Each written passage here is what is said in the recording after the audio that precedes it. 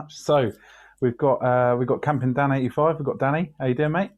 All good? Spot on, mate. You? Yeah, not too bad. Not too bad. Got myself a nice beer. You're in the pub, I see. Yep. Nice one. Not drinking though. You're not drinking. Not today. Lemonade. Have you always been into the outdoors and things like that? I really like our sort of outdoor community that we got going on. Yeah. So. Yeah. I mean, I started when I was 13. I think it was about 13. I'm still at school. Yeah. I mean, mate just said to me one day, "Do you fancy coming camping up the hills?" Nice. Like literally where we live, if you look out the front door, you see Eston Hills, Eston Nav, Very nice. Is like famous for the area for its like mining. So we went camping up there. Nice, decent. I bet there's all sorts of stuff that's undiscovered as well. I bet. Oh no, there's like mines and stuff, but they've bricked them up so you can't get into them. Okay. Yeah. But we've got like what's known locally as the SS Castle, and it's like it was like the air filtration that used to pump through with a fan, and you can get inside of that, but it's all waterlogged, so you can't get pretty far in it. Yeah, fair play. Yeah, I saw not too long ago you did a little DIY hot tent stove, didn't you? A little test piece on that. That looked really good. How's that going? Have you had it out since, or have you had it out yet? Have you? No. I modified it. I put a new door on it because obviously I was getting flames through it. But my mate made one out of an ammo, the army ammo cans. Oh, wicked! Yeah. So I thought I can't go down the same route as him. I'll try something else. So I used the serving trays that you get at school. Yeah, I love that though because it's chrome as well. Because it's the silver sort of like look to it. It looks right good, mate. I like that. I like that a lot. Yeah, like you say, I can't wait for the winter so I can get the German pub tent out with the modifications I've done on it and the stove as well. Yeah, wicked. Yeah, I want to get a Lavoo at some point. I want to go. It's strange because I'm trying to go a bit lighter with some of my gear for hiking and that, and trying to be a bit more. Well, just be a bit more fit because you've only got to look at like the sun outside and I just sweat and keel over. But I want to get.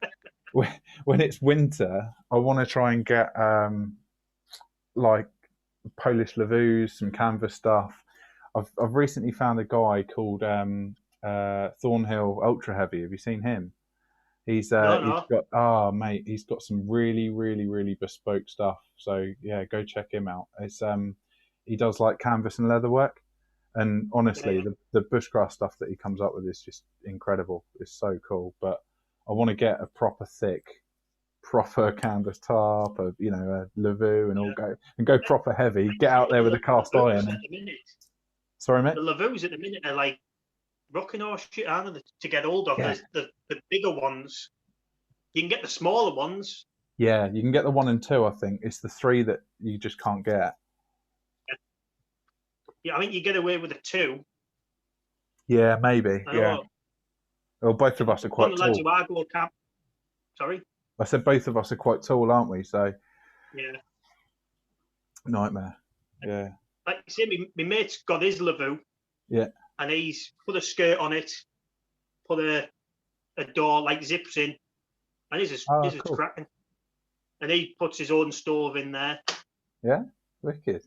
But he modified it all himself. Cracking job. Nice. But he's the same. When it comes to weight, he must carry at least 30 kilograms easy. Jesus. Well, I recently just got a nice cast iron skillet which I've seasoned properly and worn in because I made the rookie mistake of using soap to wash it up and it just goes orange and rusty, and you got to look after them, haven't you? So I've re-oiled it, seasoned it 2 or 3 times. I've been cooking a lot of like fried vegetables actually, and like a lot of Caribbean and African cuisine and stuff lately. So it's been great for that sort of stuff, like plantain and root and things like that. So I've just been cooking in the skillet, but I'm going to get it out and test it out for some Bushcraft breakfast adventures or something good soon, hopefully. Right. I saw your burger challenge thing this morning. It's the first time I saw it. The donut burger was incredible. That was a big burger. The wife still goes mad about me eating it. Yeah. Must have been about 2,000 calories. Whoa. I'd love that, mate. You and me are big foodies, though. I can't deny that. You got to have a you got to have a donut and a massive stack burger, haven't you? You've got to be done. Got to be done. No better than your tomahawk steak. Now that was a beast. Yeah, Chris hooked me up with that. That was really good of him. He was quality on that. He goes, no, don't worry, just do us a shout out and all the rest of it. And I was like, fair play, mate. Fucking hell. The size of it was huge. So chuff for that. Yeah. But I'll tell you a funny story about that. It didn't go quite as well as it looks in the edit because I had these really old cheap. I've got some suede gloves for my, for campfire cooking, and they're wearing a bit thin. And I want to get some Hestras. I want to save up the money, get some decent Hestras or something like that. Or Brian from Journeyman Handcrafts has just done a pair that look incredible, the utility gloves. So I'm probably going to get them, to be honest, as my next purchase. But I made the mistake of buying these really crap, cheap eBay ones. And honestly, mate, they were like, because they were sort of lined with like insulation and like cotton wool feeling material, honestly, it burnt through, and then it was like liquid plastic just stuck to my finger. When I got that tomahawk steak off, I'm there going, yeah, this is wonderful. In my head, I'm going, this is... Seriously, it's like, honestly, I'm like, okay, right, hit stop. And I had to literally strip it off, get some burn gel on me before I could eat the bloody thing. It was a nightmare. So yeah, definitely buy, if you are getting gloves, you got to buy decent gloves that won't burn through. Talk about like campfire cooking. I've got it's not cast iron, but it's like it's a lightweight knockoff version of cast iron, I think, like black non-slip coated. And it's a Belgian waffle iron, so that'll be quite handy. Yeah. Get some nice like dessert pudding treats. Or cheese toasty. Yeah, I think. Cheese toasty. I've got two of them. Oh mate, I tell you what. I've got me one. I got gifted one, a bigger one. But I've seen people cook like full English breakfast in them, in like the bigger ones. Yeah, that's a point. Yeah, I could do. Or you could even. You could do like a double cook with it, couldn't you? You get your batter, do your 2 Belgian waffles with it, and then use that as the bread for like imagine like a bacon and cheese toasty with Belgian waffle bread. Yeah. I think I'll have a stroke, but it'll be worth it. You got any decent plans coming up? Anything after isolation? I haven't heard from you, mate. It's been a while. I know. I think last time I was out was Scotland. Yeah. And, it's crazy how quick that's gone, but I know. Like you said, just having a chance with. Well, I've had loads on work, and we had like a big Christmas party and stag do's and weddings and. Jeez, crammed a lot in then into the. Busy. Yeah, crammed a lot into between lockdown 3 and now. You've crammed a lot in, yeah. But I think Scotland's probably next. I think the next big trip will be Scotland. I think me and a couple of mates are going up, Buzz and Potter, nice Galloway Forest. Sorry, mate? Back up to the Galloway Forest. Oh, nice. Yeah. I'd like to go up to Galloway National Park. But what I don't know if it's true, but I've seen on like the Facebook groups. But Dumfries and Galloway, the rangers or something have been going out and interacting with the wild campers out there, right? And giving them like bags with like trowels, big rubbish bags, information and stuff. There's like a positive way that's really, really good because that's quite the opposite to what we've had lately in the peaks, isn't it? Because everybody has been kicked out of the Peak District reservoirs, and you know, Bamford Edge, I think a couple of lads said they were camping up there and they got moved on later on as well. Yeah, absolutely. And again, all the rangers and that, they just come up with their quad bikes and stuff and move them on. So it's really positive to hear that Scotland have still got that really good legal wild camping message, as long as you leave no trace. There's a trick missed, to be honest, with England and Wales. I think there's a big trick missed because local authorities could even invest in terms of permits and things like that. And I think many of us would say, okay, I'll do whatever it is, 30 quid or 50 quid or whatever for the year, pay it up front, it's done. You get a point system like, I don't know, like Uber or Checkatrade, you get a 5-star system. And if you get, if you leave loads of crap there and you're rude to people who do move you on or something like that, then you can deduct points and they can take your license away and all that. I think they're missing some money here, but 2, they're missing a good opportunity to actually get people outdoors and promote, just well-being in natural spaces, because it's so good for you, isn't it? You know what I mean? It's just, I don't know why they don't do a permit system. I know that people would abuse it, but I think they're missing something there. But Scotland have got it right, mate. Scotland have got it right. Oh yeah, definitely. Dartmoor, But I love the pub, by the way. Is that all in lockdown? Was it, or was that beforehand? Oh no, this has been. I think you've had that a while. It's been up for about 4 years. Oh, what was your favourite sort of camping trip? What is it? As recent as the Scotland one, or is it some of the smaller ones that you've done before? Or see, even when I was like knee high, I used to always go up to like Castle Douglas, which is like Dumfries. So I've done like Galloway Forest before, not wild camping, right, but like day trips out. But holidays and day trips. Yeah.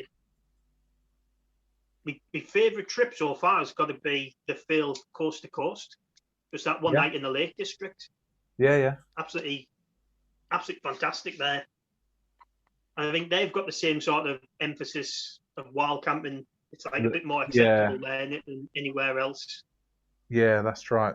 Yeah, the lakes do. It's a shame that the peaks don't as much as the lakes do. I think because the lakes are so vast and so wild that any of the longer Wainwrights that are there, it's going to be multi-day, isn't it? People are camping. Oh, yeah. You're not doing that in one day. So I think that's what they, I think that's why they understand it. Whereas the Peak District is kind of, there are long walks there, but there's beauty spots that are a drive away from other beauty spots. It's more like that, isn't it? It's kind of, Derbyshire and South Yorkshire is kind of more like, you drive here, then you drive there, then you drive to Sheffield, then you do, whereas in the lakes, you could literally pull up and walk in that direction for 4 days straight and not reach another in Seoul. Do you know what I mean? So, yeah. I know we were looking at Black Sail Youth Hostel. You can like book it for a week for like a group of yous, and it's just for yous, and then you can use that as a base. Just go and do a couple of Wainwrights from there. Oh, wicked! That's quite a good idea. Yeah. Nice. And it's eating about 10. I think about 15 people in there. I think. Yeah. Nice one. So, the coast to coast. Was that? Talk us through that. Was that just, being somewhat ill prepared and a bit annoyed at yourself afterwards, or was that just trying to do too much and then a fall, or what? Because you hurt yourself. I overestimated my fitness and underestimated how difficult it was. Yeah. Because I was doing, on a daily basis, I was doing like 8 miles walking to and from work. So that was like my training. And then like day 2, I just got past Black Sail. Right. Stood on a rock and the thing moved and I went over. Yeah. My knees stayed in one place now. And I thought, I don't want to be getting to the top of that fell and having to get mountain rescue out.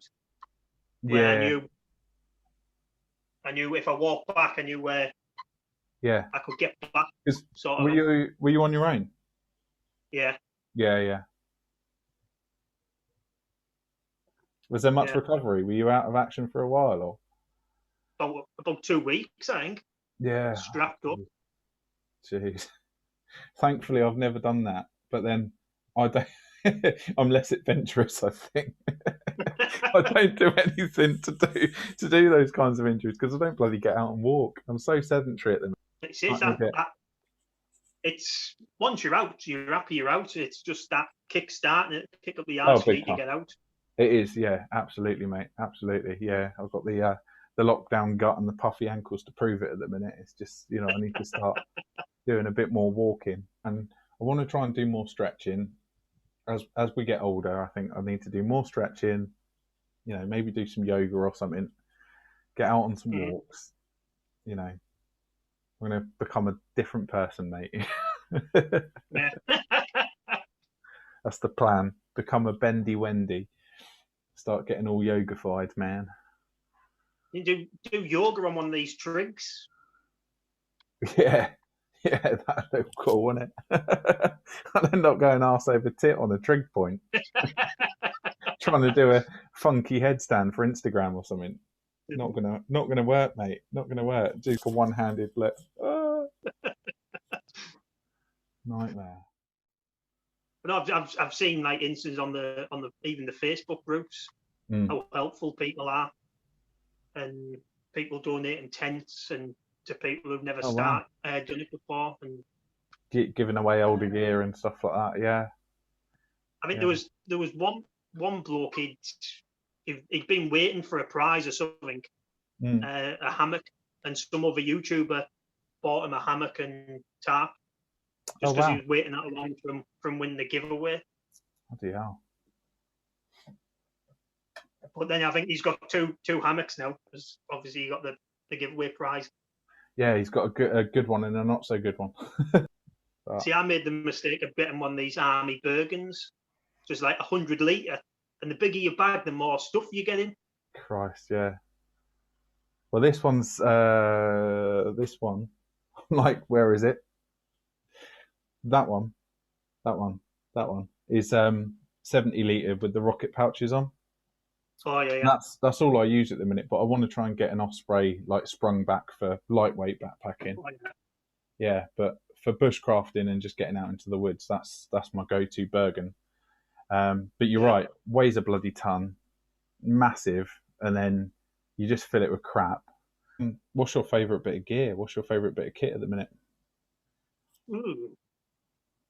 Have you got a favourite?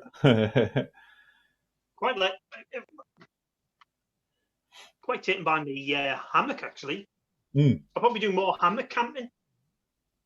But then I whinged and moaned to the wife that I wanted the Bobcat. Yeah. So I got the Bobcat. I still use that. That's not a bad little tent, but I still prefer to be in a hammock. Right. And then I got the Lanshan, and I've never used that. Put it up in the neighbour's garden. No, I've not used it yet. Oh, yeah, you need to get out with that. Purchased that sort of as a lightweight. That was aiming to do like the coast to coast or. Yeah. My favourite bit of gear at the minute though has got to be because I'm super into my foraging and I've been doing a lot more of it now. And one of the best things I've recently bought is where is it? I think I've got it here. The Opinel or Opinel mushroom knife. Oh yeah. And it's got a curved blade, but it's also got a little like brush. Oh yeah. You can brush all your mushrooms down. So if you're out and about, you've got your curved blade, so you can just take a little clipping of a mushroom and then clean it off and pop it in your pouch. It's such a good size as well. I think it's like a number 8 or something. But they're really handy. I like the Opinel knives. I want to get some more actually. Getting outdoors has been sort of like a saving grace for you, or I mean. Oh yeah, definitely. Like you say, you're stuck in like the 4 walls, wasn't it? And you're just seeing the same people, same 4 walls, and even just getting out in the woods for like half an hour. You know, you're hearing different noises and even just the fresh air and the exercise. Yeah. Bit of like normality. Yeah, exactly. But like you say, through lockdown, you're seeing more people you've never seen out walking, or you'll see people out with the families walking, which I think is a good thing. Yeah, yeah, It's now better absolutely. than now.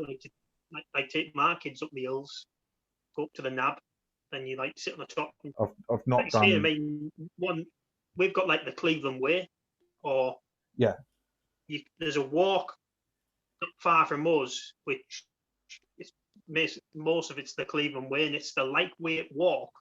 And I think it's 40 odd miles, and you've got to do it in wow, 24 hours.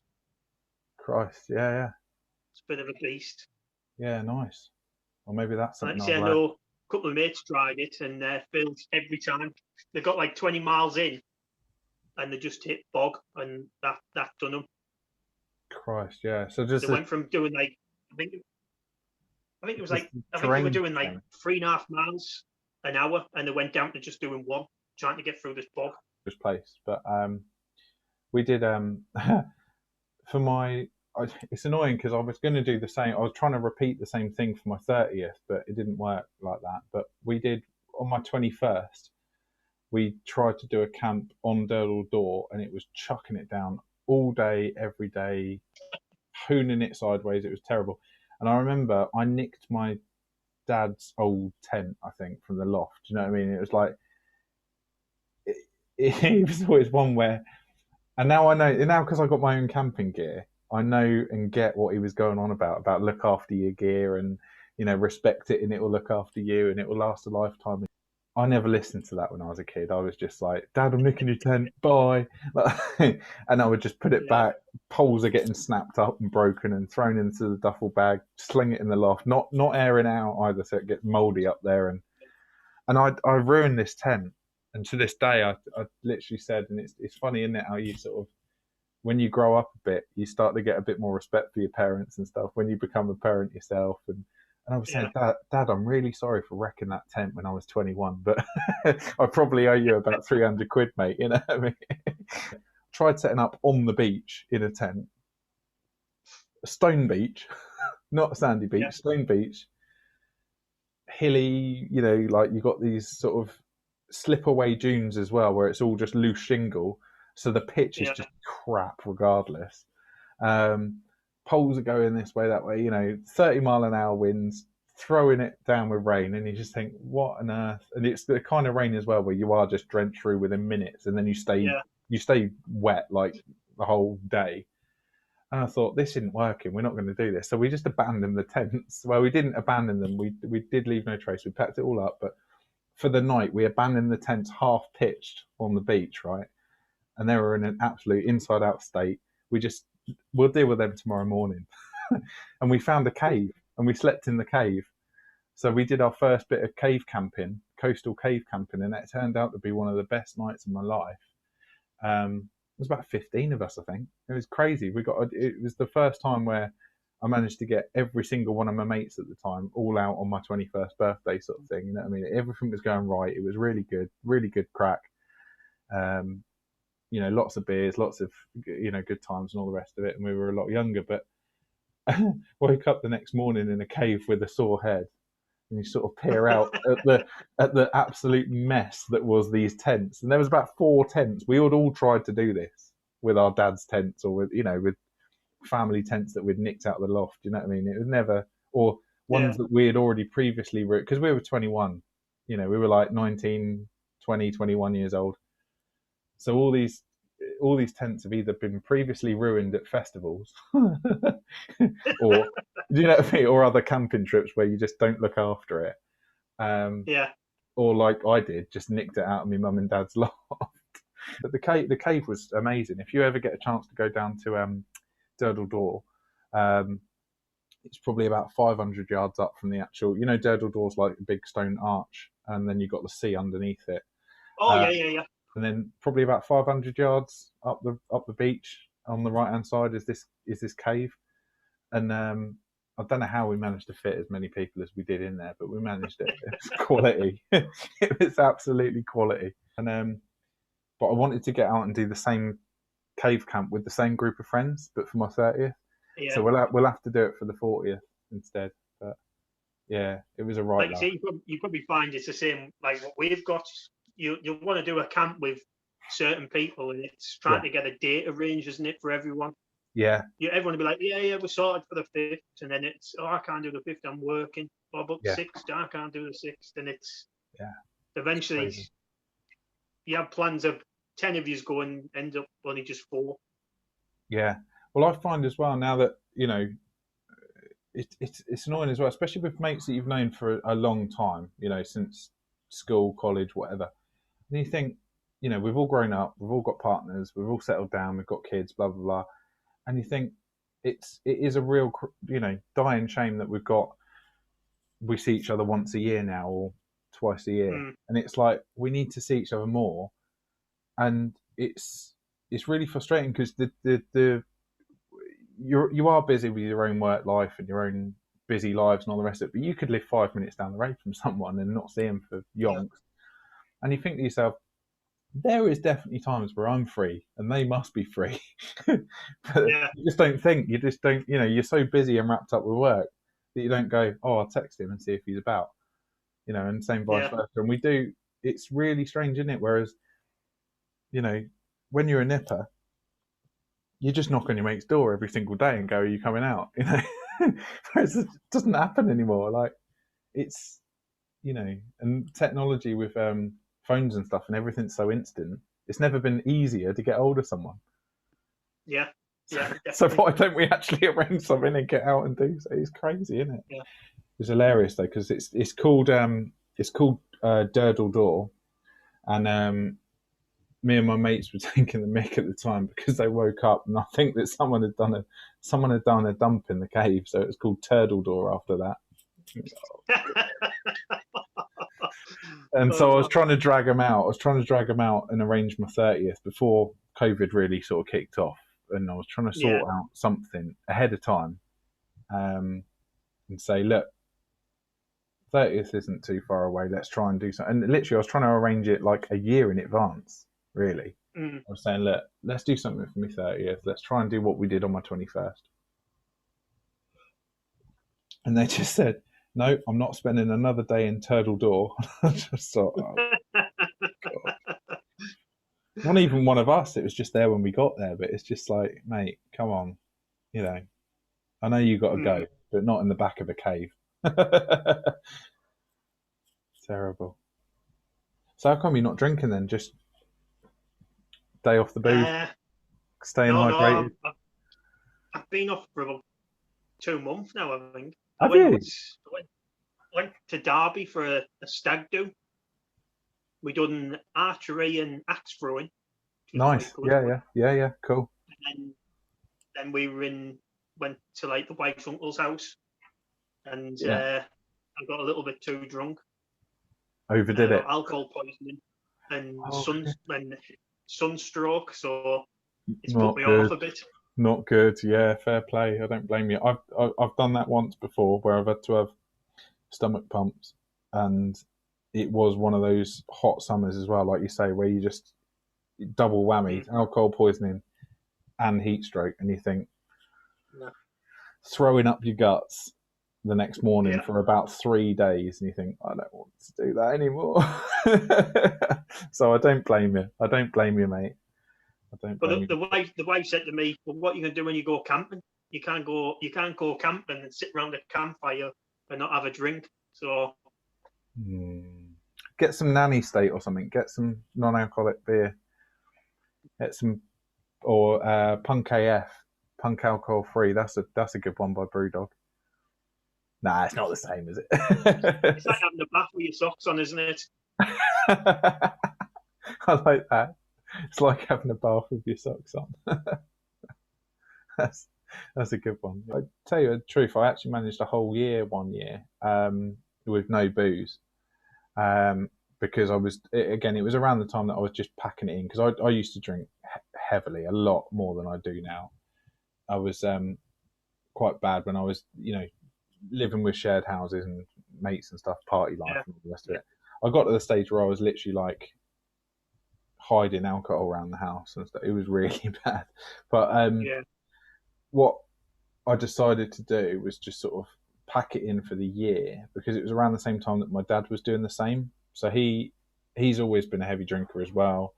It's probably the Irish family nature, but he's always been a heavy drinker, and he got told to sort of pack it in because he had like a fatty liver, and it was just a lot of like visceral fat around the liver and stuff like that. He got told to stop drinking, so he nipped it in the bud. I think he's now got to the stage where he's lost a bit of weight and he's sorted his lungs and his liver out now because he's not smoking anymore either. That he's drinking a little bit now, but probably once or twice a year, a couple of beers, if that. And I wanted to do the same thing, kind of like out of solidarity, and I just felt that I needed to pack it in a little bit as well. So I sort of took him on the challenge and said, yeah, I'll do the same year as you did. And we did a whole year without beer. He did longer than that. He carried it on afterwards, but I did a whole year. But it was what was really annoying was it was one of those. It was the year that all of our mates were getting married. Every single one. You know, we had about. You couldn't make it up. I think we had 5 weddings that year. It was one of and all in quick succession, all sort of June, July, August, September. 5 weddings that summer. Do you know what I mean? Like September was the last one. I think we had 2 weddings in September. And at every single one, I was probably the most boring person. I was just like alcohol-free beer in the corner while everyone else is like dancing on tables and stuff. And just think, but I you know, I liked it. It worked. Went to the wife's cousin's wedding. It was in Derby near Matlock Bath, Harlem Mill or something. Right. I was on Coca-Cola all night, and I thought I'll try and do like a cook video because there was a bit of a woodland there. Nice. So I had like a camera bag with sausages and bread buns and just a little Soto Abacus stove in there, and I thought I'll just disappear and do myself a hot dog. Yeah. Because I thought, it'll make something daft for the channel because people are wondering why he's cooking in like shirt and waistcoat and stuff. Dinner suit, so I just set up, put my tripod up, and the gamekeeper came and said, "Can't be cooking here, mate. What are you doing?" I said, "I'm just cooking." He says, "No, you can't be cooking here." I thought, "You're joking." So like the wife was, even the wife said to me, "How come you didn't take any pictures? You brought your camera." So there's no camera in there. It's just full of like sausages. Well, so you weren't even going to film it? I was going to film it. Oh, yeah, but you didn't take any photos. No. I wasn't taking any photos at the wedding, but because I had like my big camera bag. You'd already packed your bag not for the wedding but for a YouTube cook-up instead. Yeah. You donut. That'd be something different. That's brilliant. That would have been quite good. No, I'll tell you what, that would have been quite good as well. Like, you know, proper dinner suit, proper wedding attire, black tie event, and you just cooking up in the woods. That would have been brilliant. Yeah. Because you've done a lot of that actually of late, haven't you? I really liked the running through the puddle skit. That was so funny. I mean, you've done a lot of like comedy in your videos now, and is that something you want to carry on doing, or do less of and be more sensible, or? Because I love it. It's great. Life's too short in it to be too serious. Good man. Yeah. And like you say, the puddle bit that was. I didn't mean to fall over. I was going to slow motion it down and put like the babe watch. Yeah, sexy running, slow mo running. Yeah. But instead, I tripped over. But if you're watching that video, what makes me laugh is the woman walks past. Never once does she go, and I mean, I must have made a big splash. She never once broke stride and went, "What was that?" She just let you crack on with it. Do you think she noticed? Just walked past. She thought, "You must have felt." Yeah, because she obviously clocked you. She must have seen you.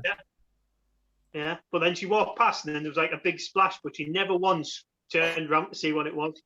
It was huge as well. If you haven't seen the video, guys, then check out Danny's channel. I'll put a link to that actual video in the description box because it is brilliant.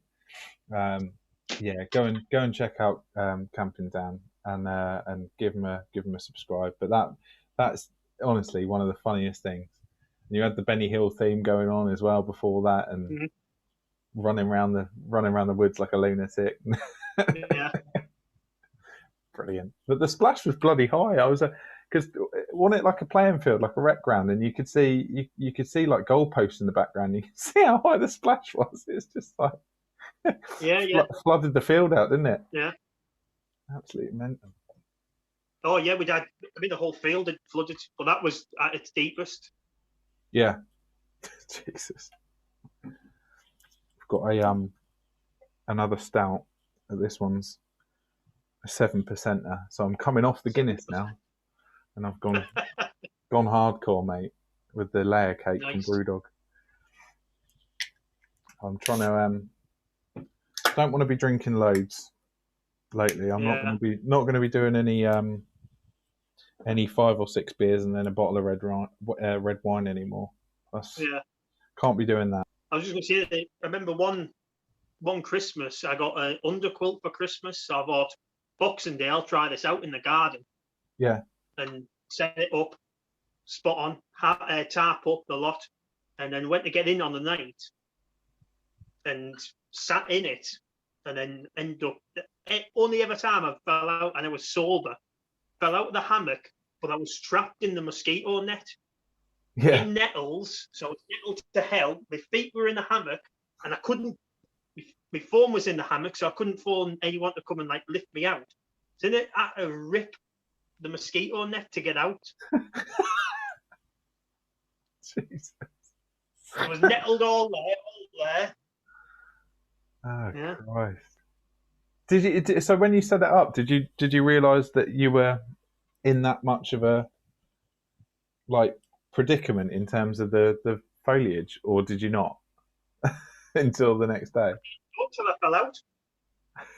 Because obviously you got the underquilt, so you've got to make sure you're in the hammock, but obviously I was just in the underquilt. Right. Oh Jesus! So I just toppled over into the hammock. Got tangled up. Yeah. Fair enough. Yeah. This has been quite good to get to know you, because obviously it's I've never met you before. We've talked over YouTube it has. I think probably a year and a half or so. Yeah, defo. Because I started my channel when the very first lockdown happened. So it was sort of March 20, I think. Yeah. You know what I mean? And actually, I've got to give you massive respect for the shout out you gave me on that video, and just absolute big love, because you were one of the first people that really opened your arms and welcomed me into the bushcraft and wild camping and outdoor community and helped my channel grow. So I really thank you for that. You know what I mean? That was awesome. And I wasn't quite expecting what you did, to be fair. I was expecting a little, shout out to Storb Unlimited, mate. He's a good guy, blah blah blah. But you took loads of photos and videos and snaps and stuff. That was really cool. That was really good of you, Dan. So I do appreciate that, mate. It wasn't the best video in the world because my editing skills aren't the best. It's the thought that counts. No, honestly, it was really, really good, mate. I absolutely loved it. I think it's one of them where you pay homage and tribute to somebody, and they play it back, and I think that's key, especially with like I say, about our sort of internet community. There's a lot of good guys out there, isn't there? Do you know what I mean? Yeah. And it pays off in the end. It's like, other people that are similar sizes end up growing with you. Do you know what I mean? So that's the worst thing I did actually was ended up coming off of Facebook and just going on Instagram and YouTube, because actually a lot of the wild camping groups do a lot of good promotion and stuff, don't they? And they promote their videos on the Facebook group, which is which is often quite why people who were quite small end up being quite big. I've just reached my 10,000 views, and I've pushed over 100 now. So that's the hard bit, isn't it? It's the first 100. It's a slow grow, isn't it? But no, I just want to say thanks very much for your support, really, because it was really good, especially at the time when I was really in my infancy in the channel. It was just really good to to have you do that. So yeah, thanks, mate. Yeah, I think it's good because like the kids mates will go camping down. All right, mate. Oh really? Oh, awesome. But then like one day I was walking to the shops and had me Camping Dan t-shirt on. I was walking, someone shouted, "Camping Dan!" And I waved and they went, "No bed." No, like message one of my mates said, "Was that you in the car?" He went, "No." I went, "So it's just some random bloke was driving past, spotted me and said no bed." Oh, Danny. That's the trouble you get with, you know, local celebrityism, you know, noticed all the time, you know. Yeah. Yeah. No, that's really cool. I like the fact that obviously your kids' mates are saying that and obviously watching, which is good. So yeah, I'll have a fair few years till I get that, I think. But it's you know, it's nice. It's nice when you get that recognition, I suppose, isn't it? Because I mean, I've never had it happen to me. I'm far too small. But it's like, you know, people that we know, like that were. It's weird as well seeing different people grow quicker than you as well, and that can be sometimes frustrating because it's like we've been around the same sort of time, do the same sort of quality of video, same sort of content. Why am I not getting noticed? Why are they getting noticed? Why is that, you know? And sometimes it's just literally keywords, tags, search engine optimization, all this, and that's what a lot of people don't realize is nailing the algorithm and nailing this, that, and the other. And you know, it can be frustrating, but also it's quite uplifting to see some people that deserve it get where they need to be, because it's like, it's funny in it where you talk about like things that are popular, and you say about like the you know, the comedy skits or the outtakes or the bloopers, like it was quite funny, and I told him as well, I was a bit gutted really, because I was like, I don't know whether you saw down the World War II bunker that I camped in. So Kerry and Kat tipped me off about this place because they visited it on one of their videos, and then they said, you should go camp there. And I said, oh, I'm going to go camp there. And they were like, yeah, do it. So I went and camped there and made my video. And then like 2 weeks after that, East Anglian did his bunker video, and I was like, and it really took off. And I thought, oh no, I should have jumped on that wagon, whatever sort of like tags he was using. I should have just done that with mine or something. And I got chatting to him, going, "Oh, you've camped in a bunker. I did exactly the same." And we were talking, and I was like, "It's really funny, isn't it, that like we didn't pre-discuss that. We didn't know that, you know, I didn't know that he was doing that. He didn't know that I was doing that. He didn't even know who I was."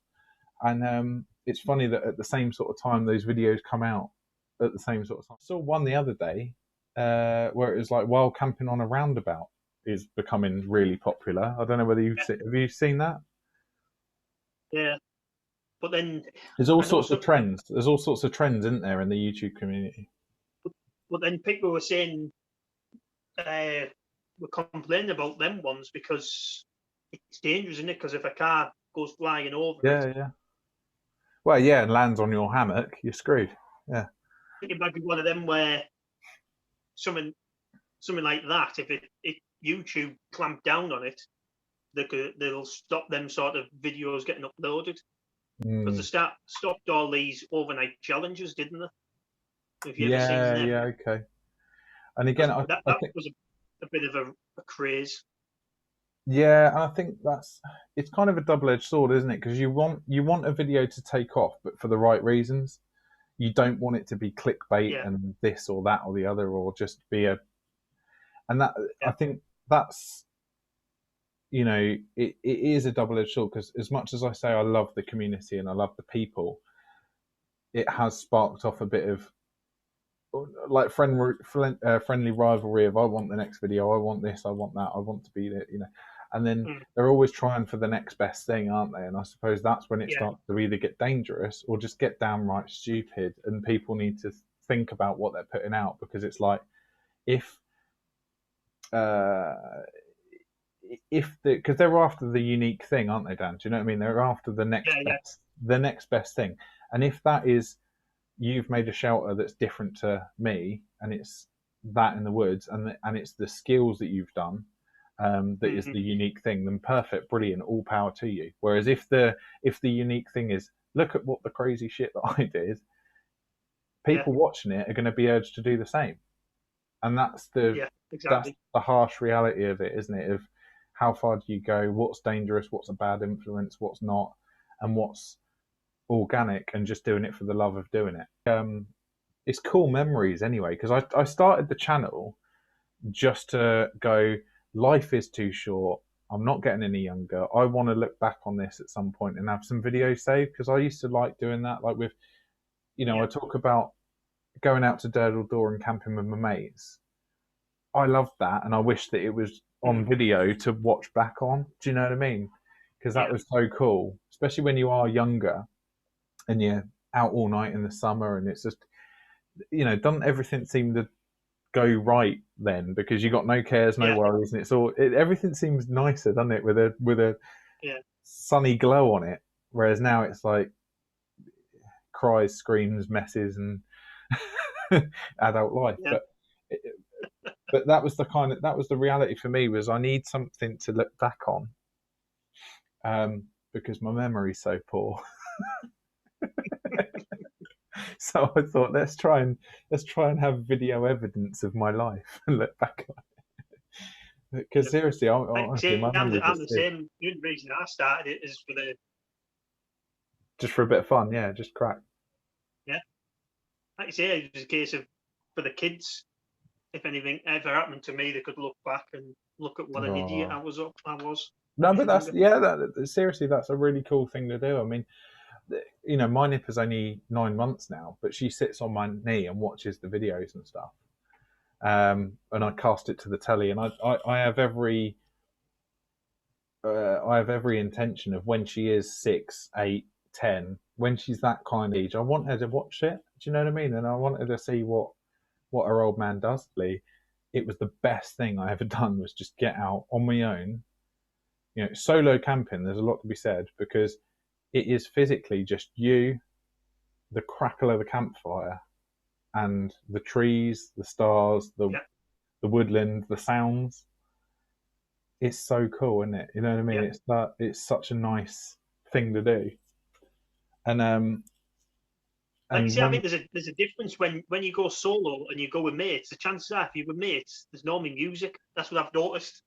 Yes. So true. Background music. But if you're solo, I don't have any music. But like you say, don't even need it. You don't even need it. One, because it's stealth. I mean, I have actually been on a solo camp and played music before. I have done that, but you don't need to. You don't even need a fire. You could just turn up with a bush box. And that sacred tree camp that I want to do, I won't be having a ground fire for 3 reasons on that one, and they're all as important as each other in my books. And I talked about it a bit in my 5 top tips for leaving no trace and hiding your fires and stuff like that. I talked about it a little bit. You don't always need a fire, and I think that's what, especially a lot of these, kids that just want to go out and get drunk. I've been there, done that. Love that. Love bringing a crate of 10 beers out and having a roaring fire, and you can still do that as long as you're sensible with it. There's nothing wrong with it, but you don't always need a fire. And things like the bush box or your stove that you did the burger on was awesome, because it had a little drop down tray which you could just put the little twigs in. Things like that are amazing. And I said the 3 reasons for this one is, 1, because it was actually an old Druids heritage site, and it's deemed to be sacred ground. So just out of respect, I don't really want to be having a fire there. Full stop. The second one is, I mean, you've only got to look at the weather and the recent bushfires to say you don't need a fire. It's risky, especially it's dry ground. It's a beach covered forest floor as well, Dan. So there's a lot of leaf litter, and I just don't. You don't need to. You don't need to. And then the third one is, we're in 32 degree heat at the minute, mate.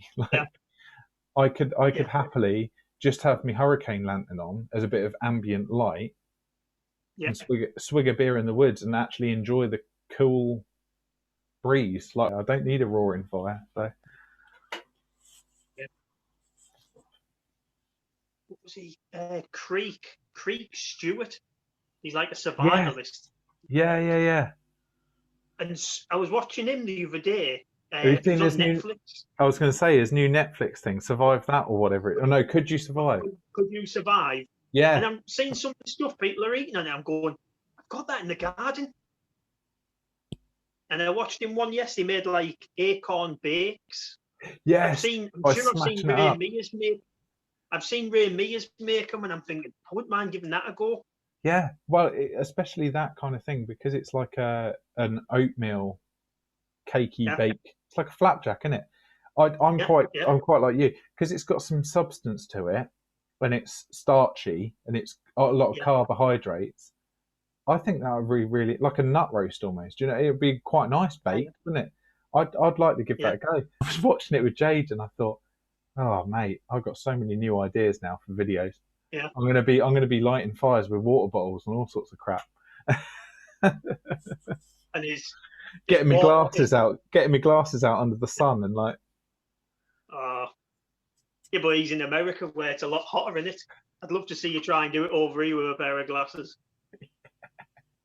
But that was it. It's like that's all very well, because I found that as well. He's like, oh well, he could have made a fire. He could have made a fire out of his glasses if he had just shone the shot. It's like, yeah, but you've just said that when he was in real danger, it was 2 a.m. and raining. It's like, where are you getting the sun from? Yeah. Or that bloke who was stuck under his quad. Well, all he had to do was get his axe shaft and cut this bit off, and look, he could have made the guy stuck under a trailer. Yeah. I said to the wife, what this guy was like on that show is Blockbuster. You know, where he says, let's see what you could have won. It's like you get the survivalist to go, let's see what you could have done. Yeah. But it was preposterous. That for instance, that guy stuck under the quad bike. Me and Jade looked at each other and went, so hang on a minute, he's in absolute agony. He's probably broken his hip and his thigh bone. Like it's proper, like, you know, he's broken a large leg bone here. He's trapped under a vehicle that's, because I said to Jade, nah, you just lift that up, that's not that heavy. But when they told me about how heavy it was and the fact that the matey boy who rescued him, he couldn't even lift it up himself. They had to both do it. And it's like half a ton. It's like a car, isn't it? Do you know what I mean? A massive chassis. Because I just thought, no, it's only a quad bike. You just lift that off, you'll be fine.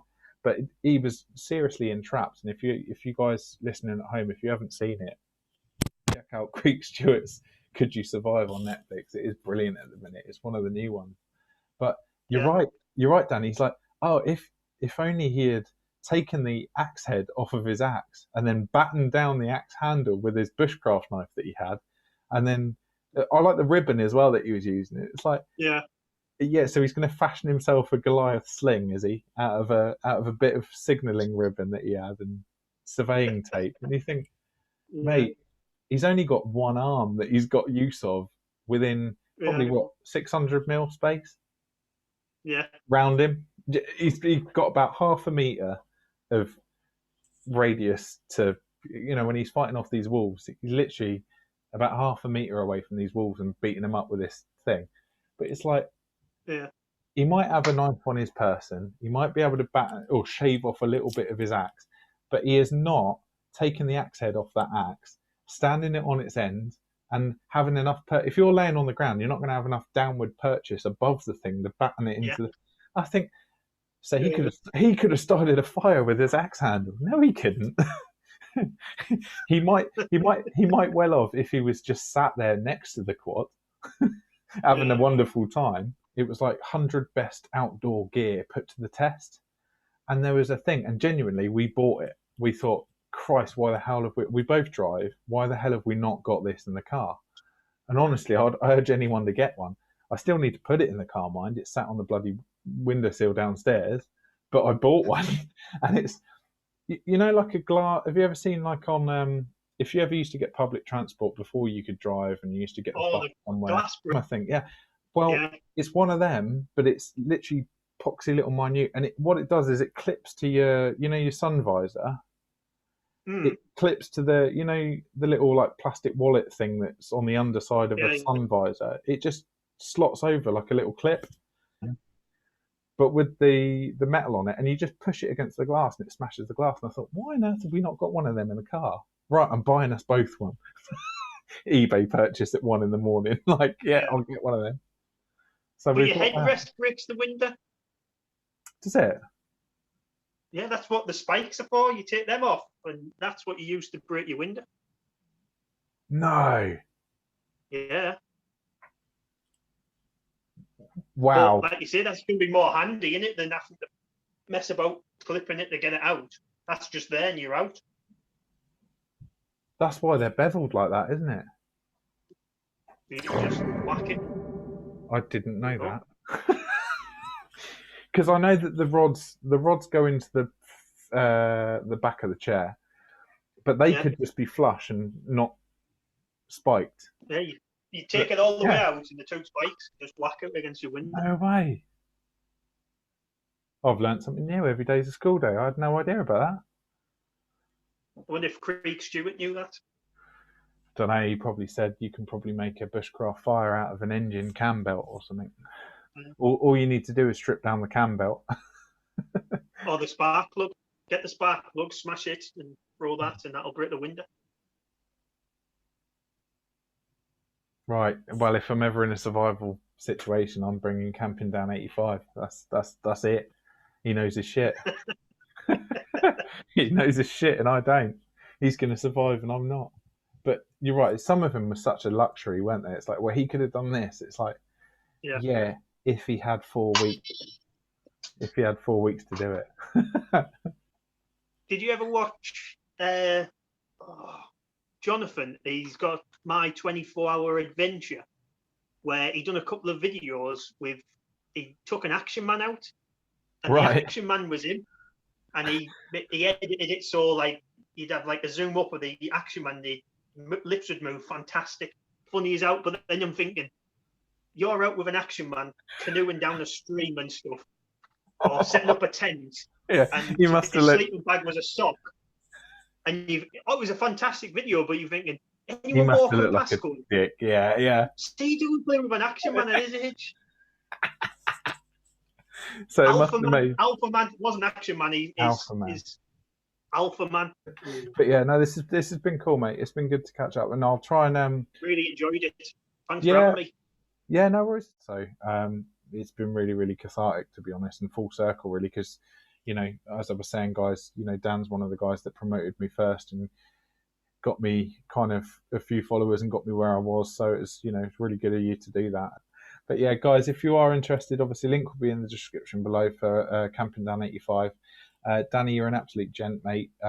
Absolute dream having you on, bud. So really good catching up, and I hope to speak to you all soon. So yeah, take care. See you, mate. Yo. Entering the planet, we were born in 1990. Censoring the damage through the years quite precisely. Peppering the cabbage every day with new rhyme schemes. Venturing the stranger, then tired